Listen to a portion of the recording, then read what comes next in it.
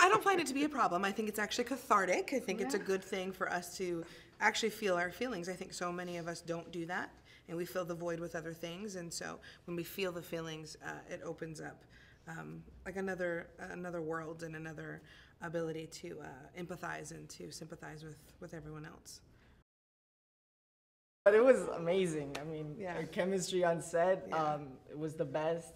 The only thing that made it hard was that we got along so good that it was hard to be mean to her, which I had to be. And before John has the accident, you see that like whole turn where after he has the accident, he's actually grateful and he sees that people care about him and that he has a purpose.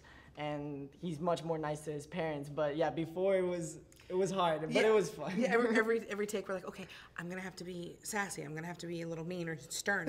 I don't mean this. And he's like, yeah, me too. But you know what it is with parents and with children is there's an embarrassment and they want to be cool. And Marcel's a very cool kid. So, you're welcome. And so, I know we could all learn from you. I'm trying. But there's an embarrassment that comes around with parents, and you don't understand their value until you have to, or, and then a turn of events sort of makes you take a step back and see like, oh, my parents are invaluable and they love me, and I have to return that, So. Yeah, I mean, it's just great to be able to find stories like this that have actually happened.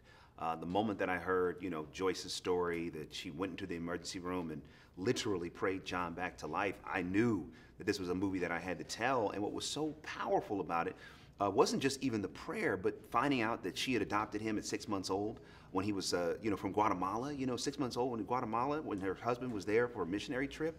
And she, they couldn't have children. And he calls her and says, we found our son, and then to raise him as their own. But what I loved is when he would say, why wasn't I wanted?